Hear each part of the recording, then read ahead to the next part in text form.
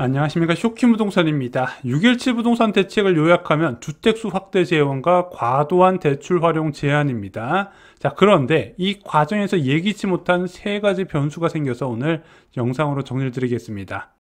첫 번째 변수는 전세금 반환 대출 차단입니다. 자, 여러분들이 주택 구입 시 받는 대출은요, 주택 구입 담보 대출이에요. 구입할 때만 받을 수 있는 대출이고요.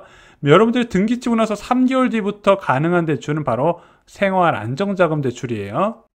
이번 부동산 대책에서 생활안정자금 대출이 최대 1억 원으로 제한이 됐어요. 윤석열 정부에서 2023년 3월 2일 이 생활안정자금의 LTV 비율을 폐지를 했거든요. 그래서 자유롭게 제한이 가능했다가 이번 대책으로 생활안정자금 대출 한도가 다시 1억 원으로 축소가 됐다는 거죠. 이것 때문에 자금 활용 저력에 직접적인 제약이 발생하게 됩니다.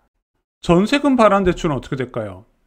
자, 이 전세금 반환 대출보다 내가 보유한 주택에 세입자가 살고 있습니다. 그럼 세입자를 내보내야 내가 들어갈 수 있죠. 세입자 내보낼 돈은 어디서 마련한다? 전세금 반환 대출로 대출을 받아서 상환하고 내가 들어가 살면 된다는 겁니다. 근데 이 전세금 반환 대출은요, 기존 주택을 담보로 받는 대출이에요. 구입자금 대출이 아니지 않습니까? 문제는 한도가 얼마가 나오냐 이거예요. 생활안정자금 대출 기준 1억이 적용될지 아니면 주택구입자금 대출 이번에 새로 적용된 6억이 적용될지 명확한 기준이 아직까지 공개되지 않아서 혼란에 빠진 상태입니다. 하지만 매일경제 단독 보도에서 이게 좀 명확해졌어요. 집주인 바뀌면 전세금 돌려줄 때 대출한도 고작 1억 원. 자, 지금 매일경제 보도에서 어떻게 이야기가 나왔다? 6월 27일 이전에 매매 계약을 체결한 거는요, 전세금 반환 대출로 최대 6억까지 가능하다고 합니다. 문제는 6월 27일 이후에 매매 계약을 체결할 경우에는 최대 1억까지밖에 안 된다는 거예요. 자, 기사에서는 취재에 따르면 금융위원회는 이 같은 내용을 담은 실무 책자를 시중은행을 비롯한 금융회사에 곧 배포할 예정이라고 발표를 했습니다. 앞으로 이런 방식 막힐 가능성이 큽니다. 예를 들어 어떤 아파트에 임장을 갔더니 입주 가능한 34평 매물이 13억이었습니다. 그래서 이걸 보고 계약을 해야 되나 말아야 되나 고민을 하고 있는데 부동산 사장님이 제안을 해요. 아, 이게 전세끼 매물인데 진짜 싸게 나왔어요. 12억 3천이라고 합니다. 동도 좋고 층도 좋아요. 자, 근데 집주인이 좀 급해가지고 빨리 싸게 판다고 합니다. 근데 전세 만기가 1년이나 남았어요. 그래서 이게 입주 가능한 매물하고 전세 낀 매물이 차이가 나면은 사람들은 이렇게 전세 낀 매물을 사놓고 지금 사둔 다음에 1년 뒤에 입주해야지 이런 계획을 많이 세웠거든요. 근데 앞으로 이게 어려워진다는 겁니다. 왜? 이제 6월 27일 이후 매매 계약을 체결했을 경우에는 세입자를 내보내기 위한 전세금 반환 대출이 최대 1억밖에 안 나오기 때문이죠. 이것 때문에 내 집에 못 들어간다는 이야기가 나오는 겁니다. 근데 이 사람이 투자자인가요? 아니죠. 실소자일 수도 있다는 거죠. 근데 이것을 막는다는 거예요. 두 번째 변수는 이주비 대출 제한입니다. 자, 이번 규제에서 보면은 주택 구입 목적 주담대의 여신한도가 수도권과 규제 지역이 6억 원으로 제한이 됐어요. 자, 근데 중도금 대출은 제외가 됐는데 이주비 대출도 이 6억 제한에 포함이 됐습니다. 이주비 대출이 무엇인가요? 일단은 재개발 재건축 사업의 과정을 좀 간략하게 정리를 드리면요, 기본계획 수립과 정비구역 지정은 그냥 선 긋는 과정이라고 보시면 돼요. 이 구역은 이제부터 아파트를 지을 사업을 할 겁니다. 지자체에서 선을 그어주는 거고요. 추진위원회와 조합 설립 과정은 그냥 이 사업을 추진할 회사를 만드는 과정이다, 이렇게 보시면 돼요. 사업 시행 인가 과정은 건축 허가를 받는 과정이다 보시면 되고요. 관리처분 계획 인가는 별거 아니에요. 조합원들 아파트 분양 신청하는 과정이다, 이렇게 보시면 됩니다. 이렇게 되면 사업이 거의 30분의 2 정도는 끝났다 보시면 돼요. 관리처분 계획 이후의 과정은 먼저 이주를 해야겠죠. 기존에 살던 사람들이 나가야 되고, 그 다음에 그 건축물에 대해서 철거가 들어가야 됩니다. 철거가 끝나야 착공에 들어가면서 분양과 준공을 거칠 수가 있게 되는 거죠. 자, 이주비는요, 이 이주 직전에 지급이 됩니다. 그래야 이걸 받아야 기존에 살던 사람들이 나갈 수 있으니까요. 이주비 대출 얼마나 나올까요? 본인이 보유한 건물의 감정평가 기준으로 산정이 됩니다. 그래서 노량진 4구역 같은 경우는 1주택자는 감정가의 70%, 다주택자는 감정가의 60%였습니다. 왜 이렇게 나왔냐? 예전에 이제 비규제 지역의 LTV 비율이 이제 1주택자는 이제 무주택자는 최대 70%, 1주택 이상자는 60%가 적용이 됐기 때문에 그렇죠. 자, 한데 한남 3구역은 좀 달랐어요. 90에서 100%까지가 됐습니다. 왜? 시공사에서 기본 최대한 가능했던 이주비 외에 추가 이주비를 제공했기 때문이죠.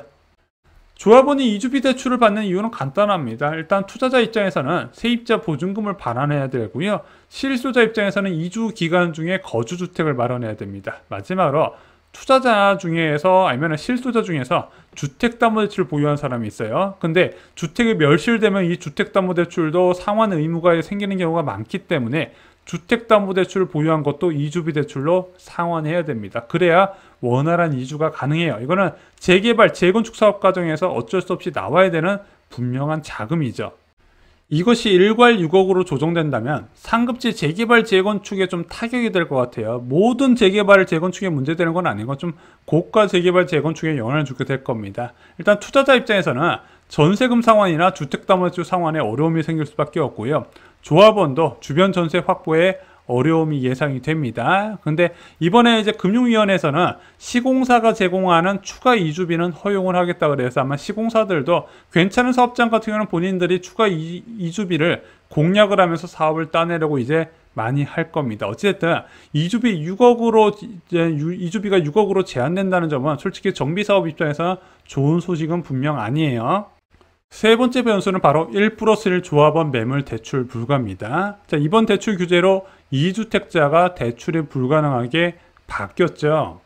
문제는 1+1 분양 신청자예요. 자, 1+1 분양이 뭐냐면은 대형주택 한 채를 보유한 사람이 새 아파트 두 채를 받는 거예요. 자, 그래서 종전주택의 평가액 또는 정육면적 범위 내에서 두 채를 신청할 수 있는데 그중 한 채는 전용 60제곱미터 이하여야 됩니다. 그리고 60제곱미터 이하로 공급받은 1주택은 이전 고시일 다음 날로부터 3년 이내가 지나기 전에 주택을 처분할 수는 없어요. 어쨌든 큰 지분 갖고 있는 사람들, 대형 건물 갖고 있는 사람들이 재개발, 재건축에 반대를 많이 하기 때문에 이런 1+1 분양으로 야, 좀 찬성 좀 해줘. 이런 의미로 좀 도입이 된 거죠. 문제는 1+1 분양, 입주권으로 전환됐을 때 두 채를 받는 거지 않습니까? 아까 두 채 보유한 사람은 대출을 안 해준다 그랬죠? 결과적으로 2주택자가 이주비나 중도금 대출에서 제한될 가능성이 크다는 겁니다.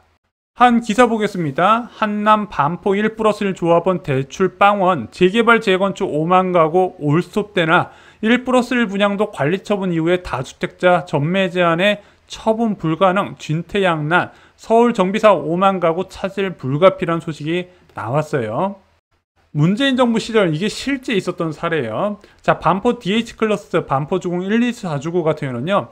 1+1 분양받은 사람이 세금 폭탄에다가 이주비 대출 불가로 대거 분양을 철회를 하게 됩니다. 이 사람들이 뭘 선택했다? 대형 면적을 선택한 거예요. 그러면서 세대수가 변경이 됩니다. 5,458세대에서 5,002세대로 400세대 이상 줄어들게 돼요. 왜? 1+1 분양 논란으로 야, 나 이거 못 받아. 그러면 이걸 어떡할 거야? 34평 받으면 억울하지. 난 대형 면적 줘. 이러다 보니까 34평, 25평이 나와야 되는 아파트가 50평, 60평으로 나오게 되면서 세대수가 크게 줄어들었다는 겁니다. 물론 이것이 줄어든 세대수가 일반 분양 물량 세대수가 줄어든 건 아니지만 일단은 이렇게 +1로 나온 건 무조건 전세시장이 나오게 됐거든요. 전체적으로 공급 감소 영향이 있었다는 겁니다.